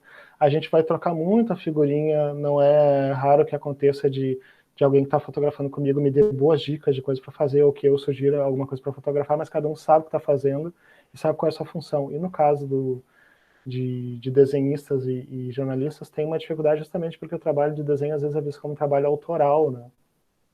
O trabalho que eu fiz com o Marlin, por exemplo, a gente foi a campo e a gente passou um dia com um grupo de futebol de refugiados, de meninos de refugiados lá em Hamburgo. E foi bem legal que ele topou desde o início a ideia de a gente apurar junto, e a gente foi uma interação muito legal, assim, né? Mas na hora de fechar o trabalho, ele mesmo comentou, quando a gente foi fazer a avaliação final, ele disse assim, me pareceu mais um trabalho, esqueci como chama isso, um trabalho solicitado, assim, tipo um trabalho pago por causa das orientações, né? Porque eu, como jornalista, tenho a obrigação de garantir, como nesse caso os editores da Folha, de que o resultado final seja jornalístico, né? Mas é um processo, né? Tipo assim, eu tô falando de edição, jornalismo em quadrinhos, mas também tem pouca gente no mundo que faça isso. E mesmo das pessoas que discutem o jornalismo em quadrinhos, são poucos que têm essa perspectiva do jornalística. O Joe Sacco é um dos poucos, porque ele é os dois, e às vezes nos textos que ele escreve, entrevistas ou prefácio, pós-fácio dos livros, ele está discutindo o jornalismo em si, essa noção de objetividade e subjetividade, mas de dentro para fora, de alguém que conhece, assim, né? E eu vejo que muitas outras discussões sobre jornalismo em quadrinhos são feitas por pessoas que não conhecem o jornalismo a fundo e às vezes querem desconstruir coisas do jornalismo em si que também não são, que eu não arriscaria a desconstruir assim tão cedo, né? Acho que falando dessa relação aí entre o pessoal, os desenhistas, né, e os jornalistas, e a gente tem, né, a gente vai produzir a próxima edição, que vai ter uma reportagem, mas tem mais gente de gráfico aqui, tem os repórteres também. Que dicas que tu daria para essa relação fluir bem, além disso que tu vem falando, assim? Eu acho que é um processo de troca e de aprendizado muito rico. Tem que partir da noção de que nenhum conhece muito sobre o trabalho do outro, assim, das rotinas do outro, a não ser ilustradores que estão acostumados a trabalhar em redação, que aí já conhecem, já sabem como é que é o modo de pensar de jornalistas, assim, mas fora isso são coisas muito exóticas e separadas, assim, então acho que para funcionar é bastante diálogo, né, principalmente, assim. E abraçar os conflitos, né? Conflito às vezes pode ser interessante até para aprender ferramentas novas, para ter um outro contato, assim. Então não abrir mão, por exemplo, se alguém diz assim, se a repórter vai dizer, não, mas isso para mim é importante retratar, enfim, tem que haver uma negociação, né? Mas não abrir mão de coisas que são fundamentais para as respectivas áreas. Por exemplo, alguém que vai estar fazendo uma história em quadrinho também vai dizer, a pessoa que está desenhando, pô, mas isso eu não posso desenhar assim, sabe? Isso não tem como desenhar assim. E sempre uma coisa que desenhistas que trabalham com temas históricos, por exemplo, sempre fazem, que é muita pesquisa, né? Então, fazer uma narrativa histórica, é muita pesquisa visual, mesmo para fazer uma narrativa de ficção no passado. Isso é fundamental também na reportagem em quadrinhos, né? Você vai lá e vê com os próprios olhos, e aí você consegue desenhar aquela sensação, enfim, daquela sensação de espaço que eu menciono, com mais fidelidade. Eu estou falando da sensação de espaço, porque às vezes o espaço em si, você tira a fotografia lá de um espaço abandonado, não é a mesma sensação de você estar lá. Então, às vezes, eu teria outros exemplos para mostrar, mas às vezes, realmente, o desenho vai ser mais fiel àquilo que você viu do que a fotografia em si poderia fazer, né? Mas, enfim, tem que haver um diálogo para que no fim seja uma boa história em quadrinhos também, né? Então, o jornalista também vai ter que abrir mão de algumas questões. E do ponto de vista prático, né? Como é que ficaria, por exemplo, a questão de, né, o desenhista está lá acompanhando o jornalista, mas como, por exemplo, esse caso que a Andressa mencionou, ele de ter que redesenhar, né, um dos quadros, isso aí dá bastante trabalho para o ilustrador quando já tem esse material pronto, né, ou quando ele já está finalizado. O ideal não seria, por exemplo, já ter um roteiro pronto, eu saber o que vai ter em cada quadro, já ter um diálogo entre esses dois atores, né, entre essa dupla de produção, assim como, né, é uma dupla que tem com um fotógrafo ou como um cinegrafista, e depois se partir, então, para se fazer esboço? Foi um pouco do problema do workshop também, né, que eu mencionei lá, que os jornalistas já tinham um pré-roteiro na cabeça, né, e aí para quem está desenhando isso é bem decepcionante, né, porque você está ali querendo participar das conversas, está querendo ver o que aconteceu, e geralmente esse processo de elaborar o roteiro fundamental, a etapa do roteiro fundamental, né, isso eu concordo, você precisa ter um roteiro para decidir quais são as imagens, assim, mas esse processo de elaborar o roteiro vem depois do processo de apuração, e nesse processo de apuração acontece com muita frequência de haverem trocas. Eu vou dar 2 exemplos bem específicos, um com o Marlin, quando a gente apurou lá o time de refugiados. Em algum momento, a gente não ficava junto o tempo inteiro, tem algum momento em que eu sentei num grupo lá na frente, no trem, quando a gente estava indo, ele sentou no fundo, no vestiário ele viu coisas que eu não tinha visto, depois na hora de cobrir o jogo em si, cada um ficou junto a um dos times, ao banco de reserva de um dos times, e aí no final do dia a gente foi trocar umas ideias e foi muito interessante ver que cada um tinha percebido coisas bem complementares, assim, né? Então, eu acho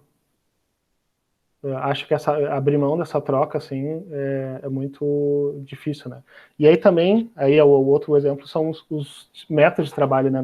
Há uns 2 anos eu fiz também participei de um workshop com uma desenhista de Berlim. A gente fez uma reportagem, foi só de uma página, sobre casas ocupadas, sobre ocupações no centro de Berlim, onde está sendo super gentrificado, né? Então a gente visitou um lugar que foi ocupado, logo depois caiu o muro, mas que hoje não é mais ocupado, mas estão para vender o prédio, enfim. Depois, quando a gente estava montando o roteiro, foi bem curioso, a gente saiu para apurar, né? Aí tem outras questões também idiomáticas, porque ela é nativa, então ela vai ter uma compreensão da língua, assim, de percepções muito mais aprofundadas que a minha, mas a gente acabava se complementando também nesses aspectos, né? Quando a gente foi sentar para decidir fazer a história, dentro do contexto de um workshop, quer dizer, que você tem um prazo maluco, assim, de 24 horas para fazer, a gente teve muitos problemas devido ao método de trabalho, porque eu, por exemplo, eu penso visualmente, mesmo que eu não desenho, eu penso visualmente, eu já penso que imagens vão aparecer ali, né? E ela, por mais que desenhe, ela pensa a partir do texto, assim, ela diz que primeiro tem que ter o texto. Imagina o conflito que deu, né? Mas foi bem legal, no fim a gente teve a oportunidade de ampliar a reportagem depois, mas assim, é sempre diferente, para mim, sempre que eu trabalho com alguém é sempre um outro processo. Nesse caso, a gente, depois de algum momento, chegou vamos achar um meio termo aqui, a gente conseguiu achar daí, assim, depois de muito diálogo, essa questão também foi trazida antes, muito diálogo, a gente chegou num formato que nós dois ficamos muito satisfeitos, sabe? E esse processo do conflito acabou sendo até bom pra gente ver assim, ó, quem sabe a gente faz assim, quem sabe a gente faz assado. E aí, cada um com a sua especialidade acaba contribuindo para um resultado bem interessante, assim.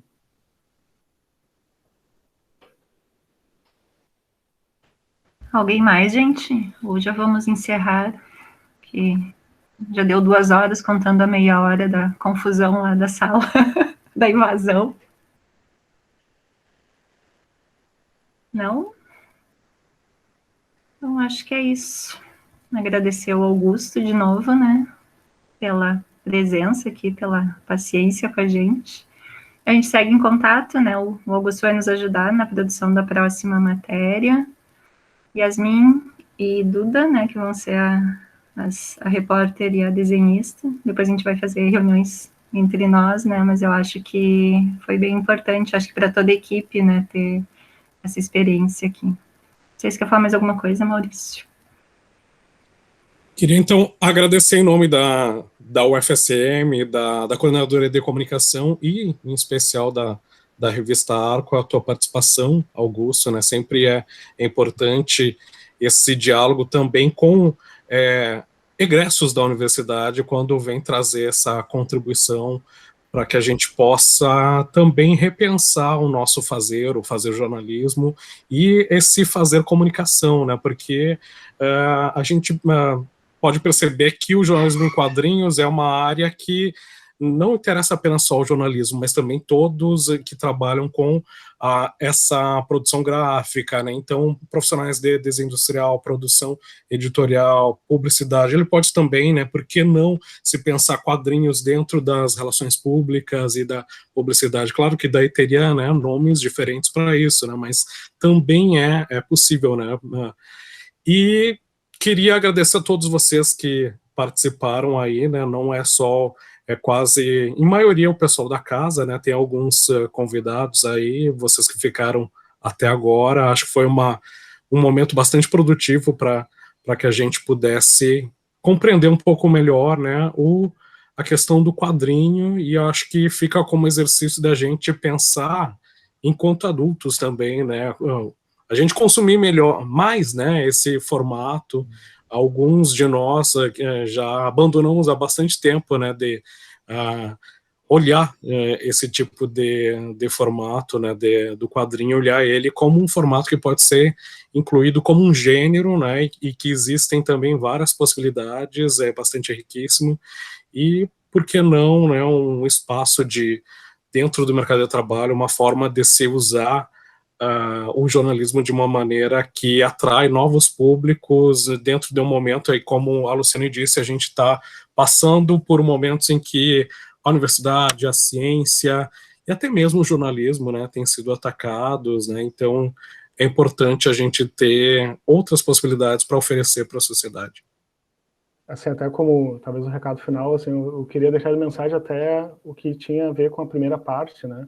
Eu trouxe alguns exemplos de uso criativo dos quadrinhos, não quadrinhos documentais, mas na ideia de incentivar a leitura de quadrinhos, né, de frequentar as livrarias, procurar o que tem de obras publicadas, principalmente em formato livro, com a ideia de que todos nós possamos ter o quadrinho como mais uma das linguagens em que a gente vai apreciar obras esteticamente, assim como filmes, como livros, e tem obras sensacionais, incríveis feitas nesse formato, né? Então, o jornalismo em quadrinhos tem a ver também com essa percepção já mais avançada de que o quadrinho é uma linguagem em que se pode expressar tudo que for possível de diferentes formas, assim. Eu fico muito feliz também pelo convite, assim, e, enfim, adoro falar sobre o tema, então, muito legal. Ainda mais sabendo que eu comecei a estudar jornalismo em quadrinhos na UFSM, né? Então, foi o tema da minha monografia. Na época também havia até um pouco de dúvida, talvez da minha parte, se valeria a pena trabalhar com jornalismo em quadrinhos, porque parece, no princípio, assim, né, um tema que não teria como muita aplicação, e hoje eu fico muito feliz de voltar aqui, tendo feito um doutorado na área, assim, e poder estar incentivando, havendo essa recepção da parte de vocês, poder incentivar outras pessoas a fazerem, assim. Então eu fico muito contente.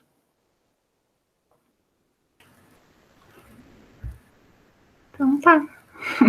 Obrigada aí, gente. Até mais. Até mais. Obrigado e boa noite a todos.